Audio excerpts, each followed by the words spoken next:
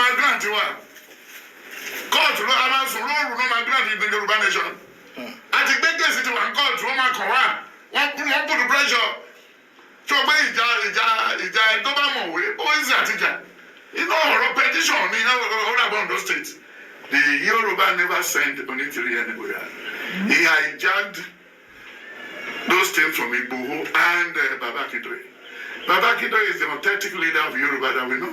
Onitiri pẹ̀lú àwọn tó pa Abiola tó ń la Abiola àyàtọ̀ nílé ni Abiola máa rán káàkiri sáà ọmọ èèyàn. He was the girlfriend to Abiola. Ọbásanjọ́ Abiola ò kó ṣùlọ́gà lọ fẹ́ Onitiri o.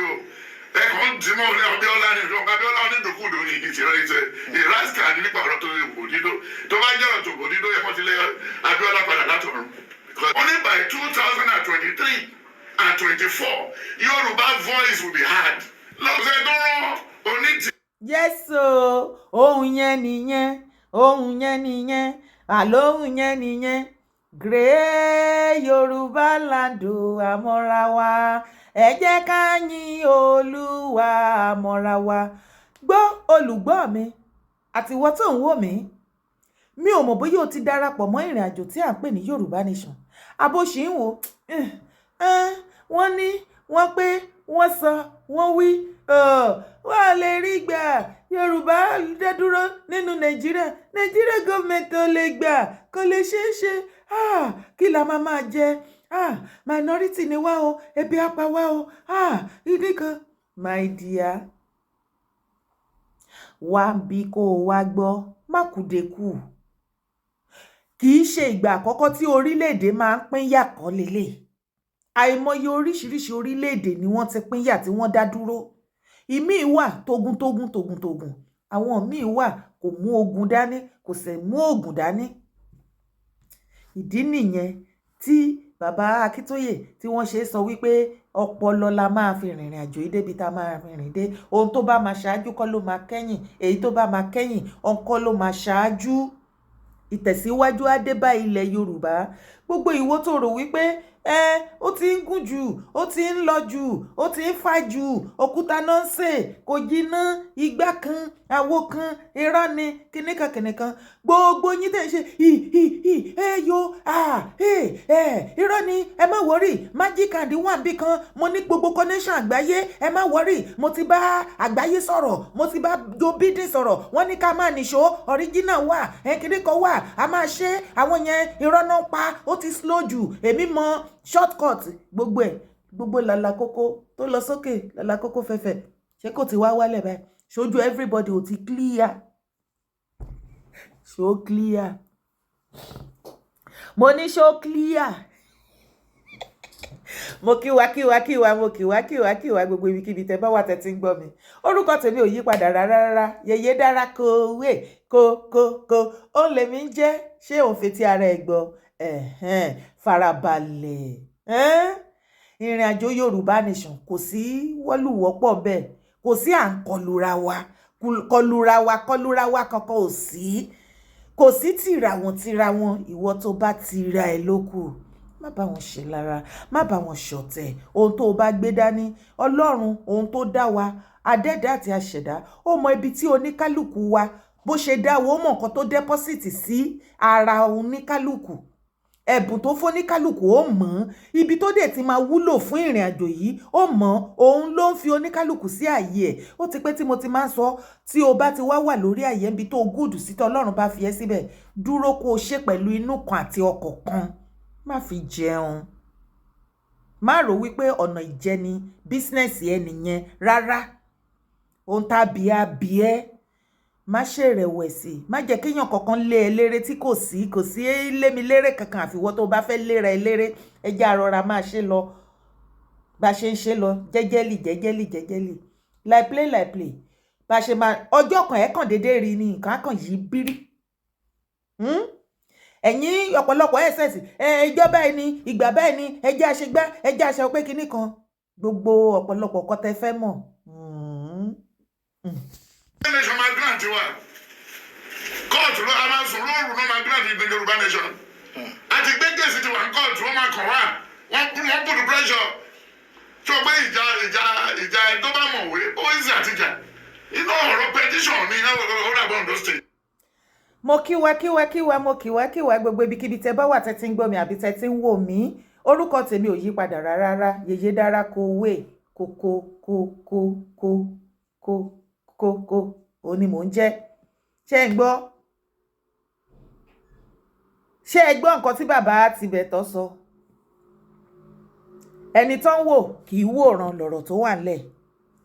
Èmi fi àsìkò yìí sọ fún ìwọ tí àjìjọ ń rìnrìn àjò yìí ní ọ̀nà tó tọ́, tí ò rí gẹ́gẹ́ bí ọ̀nà ìjẹ business wise àbí nǹkan míì fún àǹfààní ara ẹ̀, tó yọ̀ǹda rẹ̀ pátápátá ní òtítọ́ àti lódodo láti rìnrìn àjò yìí pẹ̀lú òtítọ́.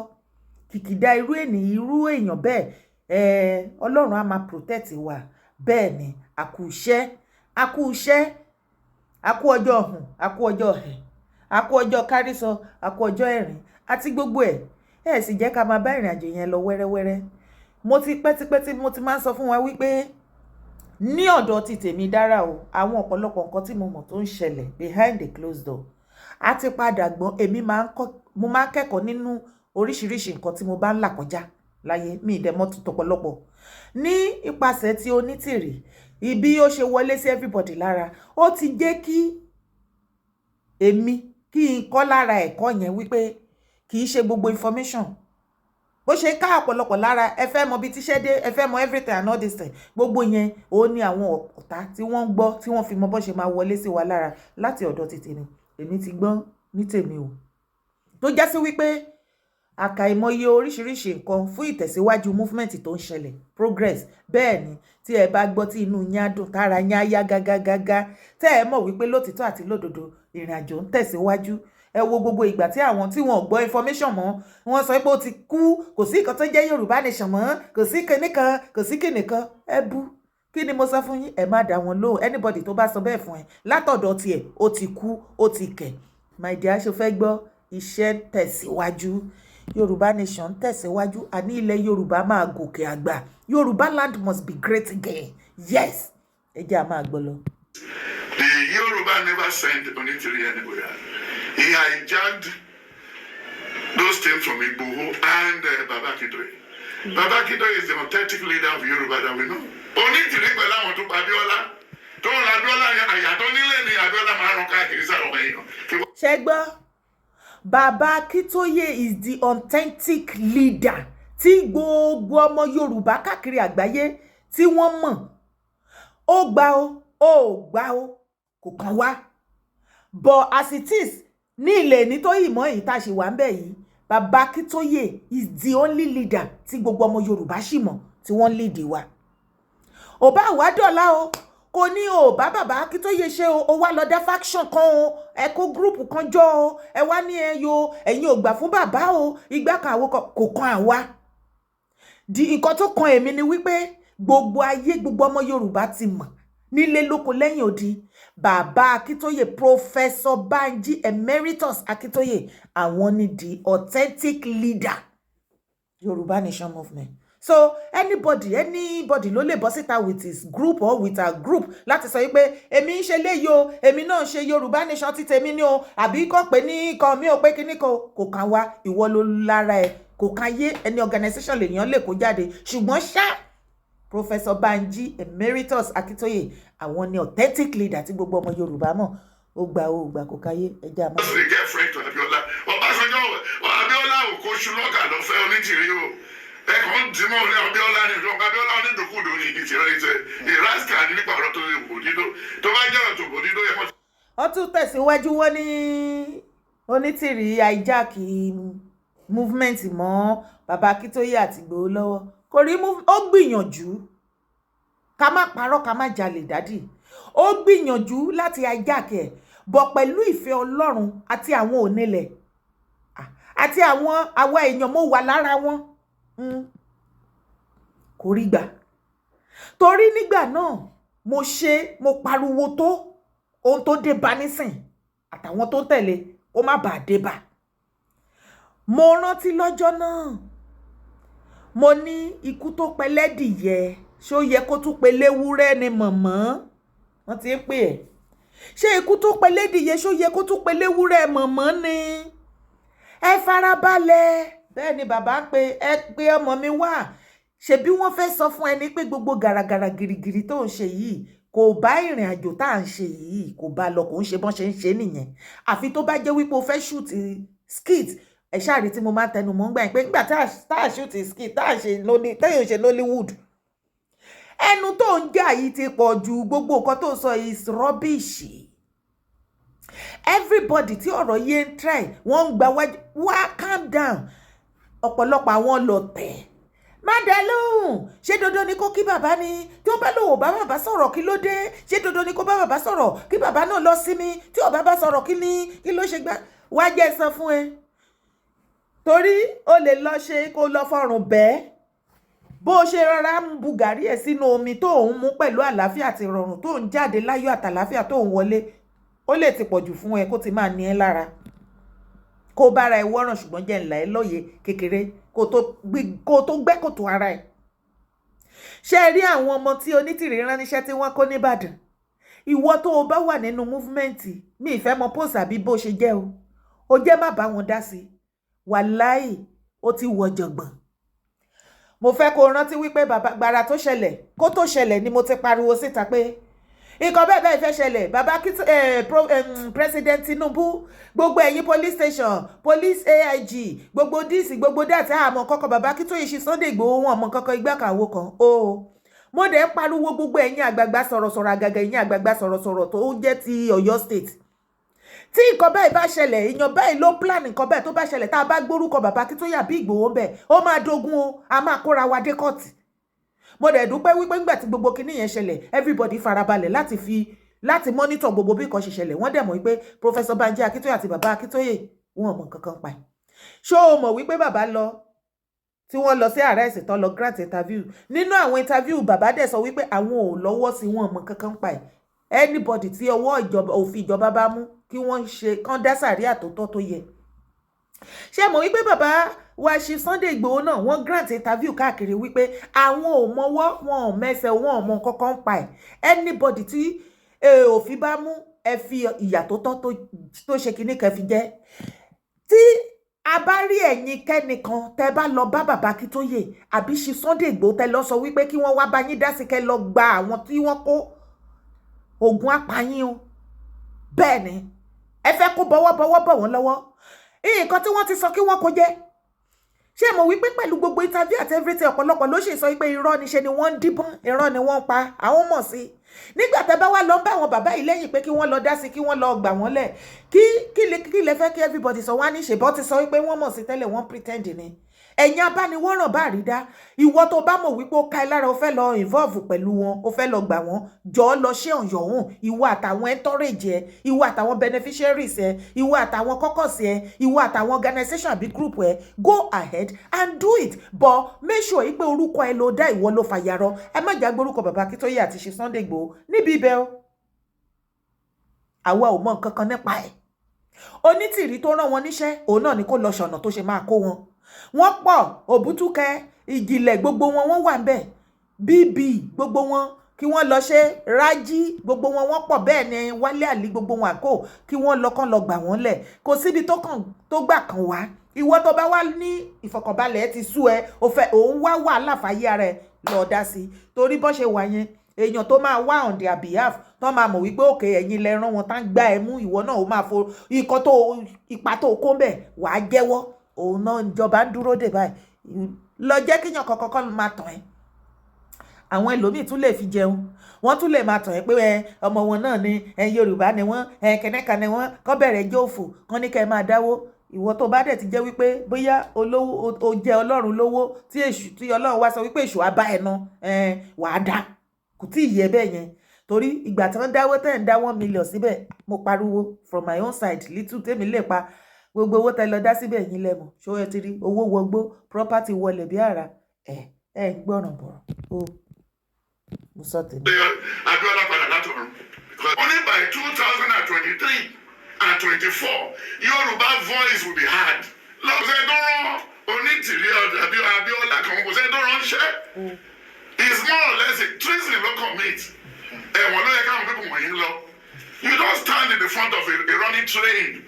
For moral prophecies in gospel news. ṣé ẹ gbọ́ ṣé ẹ ti gbọ́ kò sẹ́ni tó ránṣẹ́ o kò sẹ́ni tó ránṣẹ́ o gbogbo ìwà tí Onítìrí wù kò sẹ́ni tó mọ̀ kankan pa ẹ̀ àwọn kọ́kọ̀sí ẹnìkan ni wọ́n mọ̀ nǹkan pa ẹ̀ so the same kọ́kọ̀sí yẹn náà àwọn ni kẹ́ ẹ lọ ṣe kí ni àwọn ni kẹ́ ẹ lọ mú o àwọn ni kẹ́ ẹ lọ bá o àwọn ò mọ̀. he come to Yorùbá Onítìrí pẹ̀lú àwọn tó pa Abíọ́lá tó ń la Abíọ́lá yẹn àyàtọ̀ nílé ni Abíọ́lá máa rán káàkiri sáwọn èèyàn he was a girlfriend to Abíọ́lá Ọbásanjọ́ Abíọ́lá ò kó ṣùlọ́kà lọ fẹ́ Onítìrí o ẹ̀kọ́ dìímọ̀ ní Abíọ́lá ní ìlú Abíọ́lá onídòkúdò ní ìtìrẹ́ ìtẹ́ ìrásíkà ní nípa ọ̀rọ̀ tó lè wò dídó tó bá jẹ́ ọ̀rọ̀ tó wò dídó yẹ kó ti lé Abíọ́lá padà látọ̀run kọ́sẹ̀ ó ba lè jẹ́ tàbá ti má Abíọ́lá àtúmọ̀ Ọbásanjọ́ àtúmọ̀ Fẹlá nípa ọ̀rọ̀ obìnrin olóbìnrin ní bọ̀dọ̀ Ọbásanjọ́ kẹ́ ọ̀fẹ́ ló máa ṣe tiẹ̀ àwọn ìkan ọ̀fẹ́ ló máa wá kiri gbogbo àwọn tó tọ̀ wọ̀nyẹn náà tàwọn ìyá wọn ló wà ní.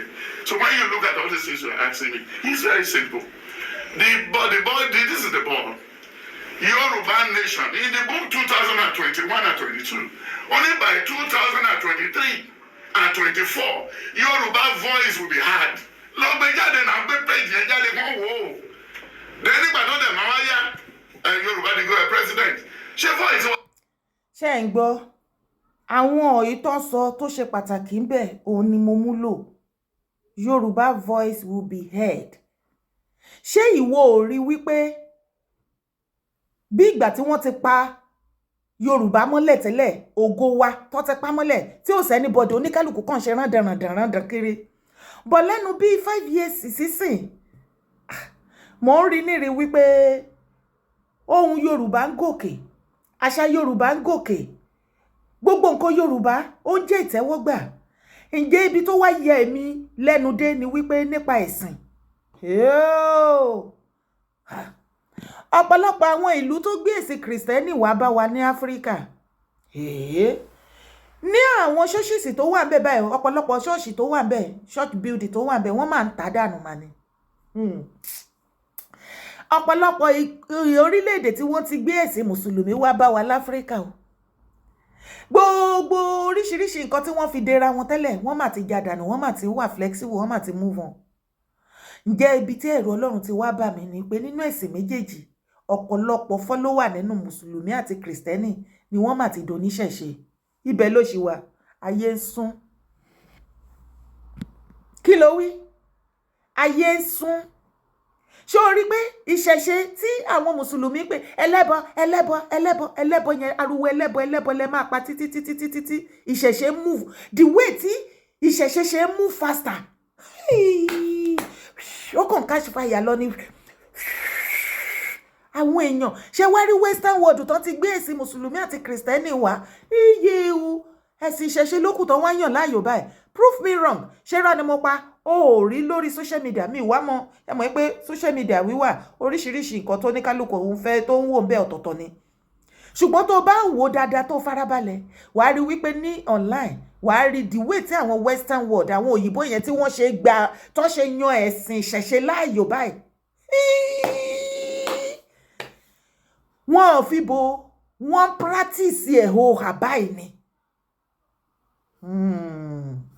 ó wá ní Yorùbá àsìkò wọ̀ tí tó àsìkò wá ti tó ó tún ti lé àní kìkìdá ọmọ ọkọ ló máa bẹ̀rẹ̀ sí ní gbógun ti ìrìn àjò táàrin lọ́wọ́lọ́wọ́ sorry kìkìdá ọmọ àlè òun ló máa gbógun ti ìrìn àjò táàrin lọ́wọ́lọ́wọ́ ọmọ ọkọ ló máa dìde táníṣẹ́ ìrìn àjò yìí a ní láti lọ́nẹ a ní láti lọ́nẹ a ní láti lọ́nẹ kómídè kómí ogun kógun wàhálà tí ìbá dìde irọ́ ni wọn ò ní gbà ọmọ ọkọ ló nìyẹn ṣùgbọ́n ọmọ àlè á máa fà sẹ́yìn kí àwọn ọmọ àlè bọ́jẹ̀ ṣe ń fà sẹ́yìn ọ̀pọ̀lọpọ̀ ọmọ àlè yẹn lójú yín tó bá wà tó rí ibi tẹ́ ti máa ríra tẹ́ máa gbọ́ wọn wàláhì ikọ̀ tẹ́ fẹ́ gbọ́ náà máa sọ fún yín ẹ lè máa sọ pé kíní ẹ̀ ní tètè nífunra ṣùgbọ́n ògbóríkọ ọmọ àlè ni wọ́n àbí kò yẹ yín báyìí àsìkò àwọn ọmọ Yorùbá ti tó ẹjẹ́ á lọ ilé ti yá ẹjẹ́ á lọ ẹjẹ́ á fàyè gba ìrìn àjò yìí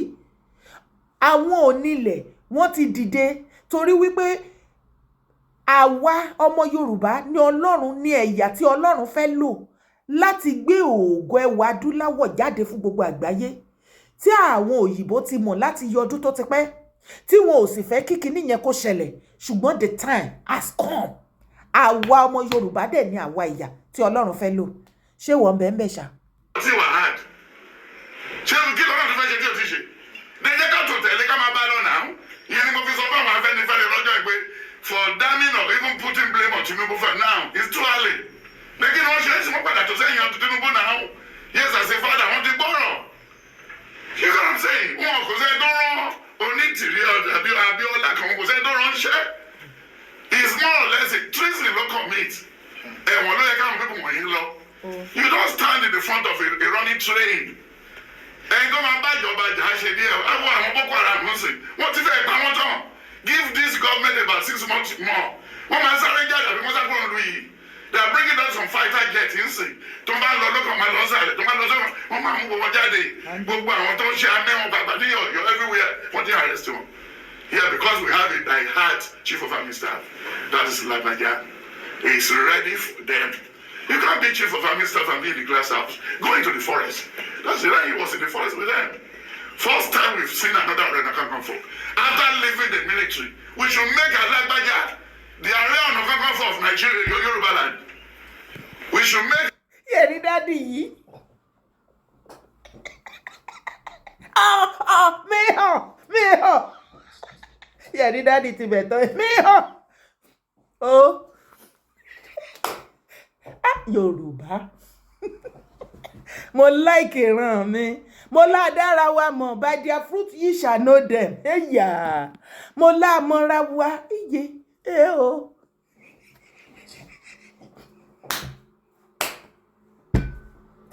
wọ́n lá nídìí àti nídìí a brand new original Ààrẹ Ọ̀nà Kakanfò of Yorùbá land. Oh. That he must be, is the ordained Ààrẹ Ọ̀nà Kakanfò. Yes. After Daddy, èyí tó wá wà ńbẹ̀ ńkọ́? Oh. Retirement. So because he has the lion heart, he has the fear of God, then he has human feelings. Then he was so touched with Nigeria trouble. So coming to your question, the Yoruba never sent Onitiri anywhere. He hijacked those things from Igboho and kò rí ajákì ó gbìyànjú ẹ̀ pẹ̀lú support àwọn ọmọ àlè tó darapọ̀ mọ́ movement tí ìdí wọn ti rẹmi tẹnu wọn ti wọ̀wò tí kò ó ti jájó wọn lójú àti jù wá lọ́ba lọ àìtóná padà bábọ̀ wọ́n tún dé wọn wá jẹ́ nǹkan lẹ́ni báyìí wọ́n ti di fugitive ẹni awí fún ọba jẹ́ ó gbọ́ gbogbo èpèdè gbogbo òfò àtàdánù ìhà híhì ojú everybody ti ó ti clear ibo Onítìrí ajákì wetin ohun àbáláàrú ẹ̀ ó ń dream ẹ̀ ní kò lè come eré ló pé ni I told you mo ní game ẹ ti over ó ti finished ajákì ṣá níbo I am very sure Onítìrí bá rìn lọ nínú oòrùn báyìí tó bá kò ní mọ̀ shadow ara ẹ̀ ni kò ní mọ̀ àárò pé èèyàn ló ń tẹ̀lé òun ẹ̀mí àti kó sókè bọ́sìta kó tó wá jánu kó ṣẹ́nu falafolo ọ̀dẹ́ ó rò pé gbogbo nǹkan ní gìrìgìrì gàràgàrà máa ń ṣe. Baba Akintoye is the authentic leader of Yoruba that we know. With his age, he's still fighting to tomorrow.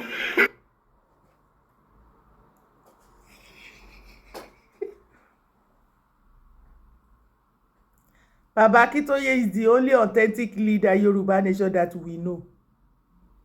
Ẹ bá wà pé lógúnlógún ká ẹ pé lọ́gbọ̀nlọ́gbọ̀n ká ẹ lọ dá group organization anything tó bá wù ká ẹ dálẹ̀ Yoruba nation no new faction hashtag. It's difficult for an Ekiti man or Ondo man láti dálẹ̀. O lè ráwọn tó fẹ́ dálẹ̀ orúkọ àti ẹ̀gbọ́n Akala. That's Lisabi of Abeokuta. Lisabi was a warrior, a great warrior. But the one Abeokuta dálẹ̀ náà wọ́n ní bá bàbá wa. Then now you just want to say, "But show me born, show lucky, show me born, show lucky." I want to know more. Ìyàwó ẹ̀ tó kún yẹn fún ẹ o. Wọ́n fún ẹni tó wá látọ̀wọ̀, wọ́n fún ẹni tó wá látọ̀ǹdó.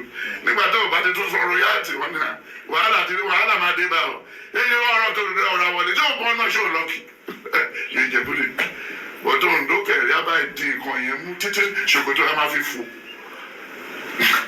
Tó bá rí Headmaster Oǹdó àbí Èkìtì àbọ̀wọ̀, look at Bàjásì. Ọmọ ìyọdún tí Buhari tó fi lé Ṣàgárí tó fi lé bàbá Jásí àti Buhari wọn ò rí mú wọn lọ wo rẹ́kọ̀dù tíṣà tó ṣe kò jíwó wọn lọ wo gbẹ́gbẹ́tì kò jíwó lẹ́yìn ìgbà tó yá SDP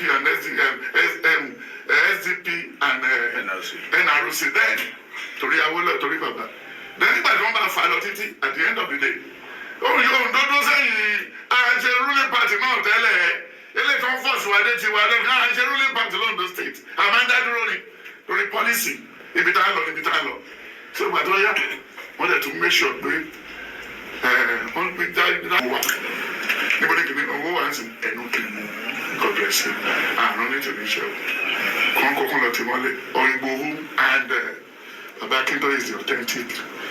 Ọmọ tó jáde ìjọ gọ́ọ̀mẹ̀ntì Tinubu yìí náà ni United Nations máa grant wa kóòtù ló a máa sùn lóòrùn náà máa grant ní Yorùbá nation àti gbé kéèsì ti wà ní kóòtù wọ́n máa kàn wá wọ́n put pressure tó gbé ìjà tó bá mọ̀wé ó easy àtijọ́ inú ọ̀rọ̀ petition ní ọ̀rọ̀ Ondo state ológun kan lẹ́yìn tá a bá ṣe petition tó lógun ṣe máa tẹ̀lé kódà máa kọ petition kátó bẹ̀rẹ̀ sí lọ dira pé ó ti yá ṣèbí mo tọ́ ṣe wá ní ti Ọbásanjọ́